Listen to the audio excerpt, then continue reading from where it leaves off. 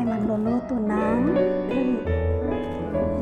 chicken with vegetables and the oven. Ito meron na ako dito. Minarinate ko ito kagabi. Yung manok. Marinate na po yan. So, ito naman yung ating gulay. Sasahog natin.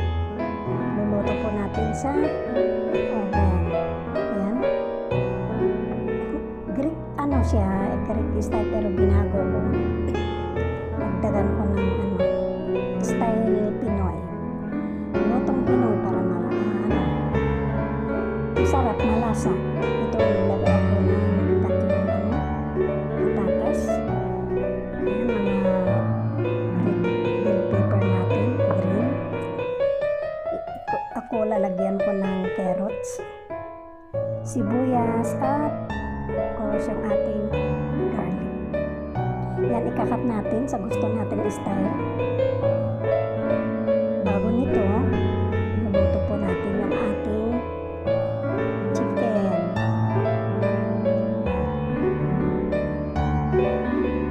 So ito na, nalinisan ko na yan, binalatan ko na. At ikakat po natin. Yan, ikakat natin ng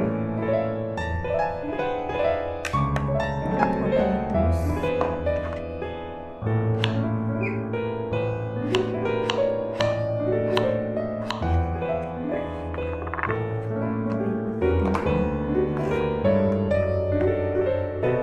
Ito naman tayo sa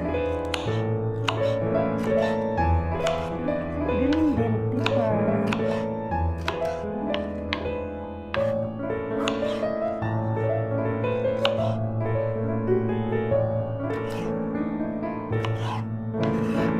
Natin sa ano yung style natin na basta malalaki lang siya.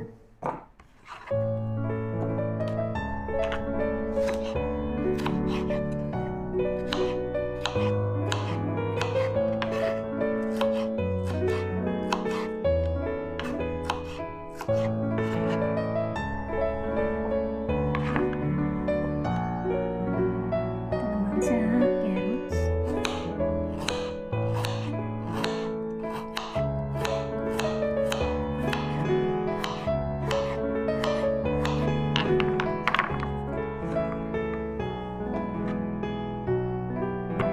Ito naman yung onions. Tapos natin four pieces. Ayan.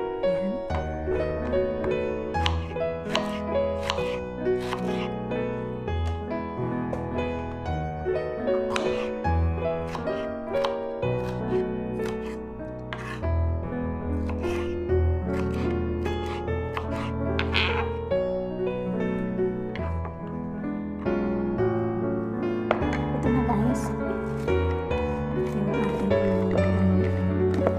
vegetables na kulay. Kinat ko sa, ayun sa mga kung ano yung gusto nyong style. Yan ang sa ilalim po natin sa ating chicken. Gagawa ko ng sauce para dito sa vegetables natin kasi kalimutan ko kagabi. Ito yung ating chicken cubes. Tunawin ko ng konti. Ito soya sauce. Lagay tayo ng konting coriander powder. Turmeric.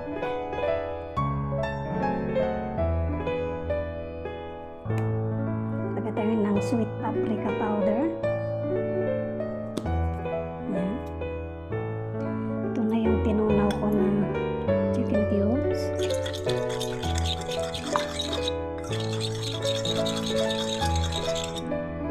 Lagyan din natin ng black powder. Yan. Tapos dagdagan natin ng konting oil.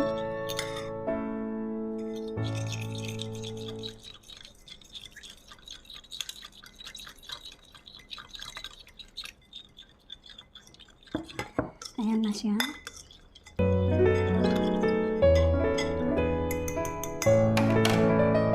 Kalimutan ko, lagyan po natin ng dried na rosemary.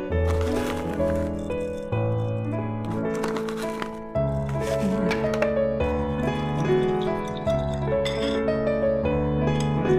So, ito na yung ating vegetables. Makulay.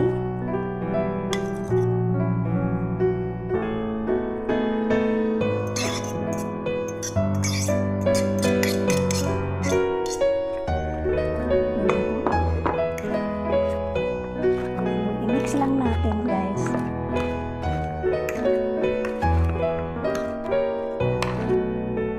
So, dito na tayo sa ating kawali. I-stir fry konti natin yung ating wait lang. I forgot yung oil. Lagyan po natin yung oil.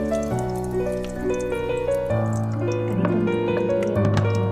Pero ilalagay ko muna ito sibuyas at saka garlic.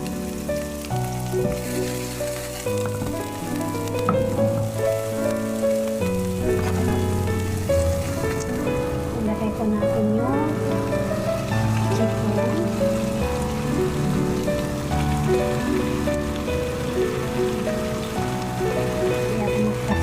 Kasi ito malalakay. Kakasahin na lang natin. Ayan.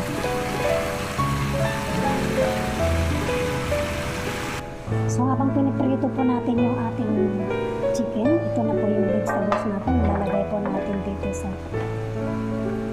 ating lutuan. Ayan na siya. Ito naman yung pinamarinate ko sa chicken kagabi. Ilalagay po natin dito. Ayan. Ito na guys yung ating lutuan na. Ilalagay na natin dito sa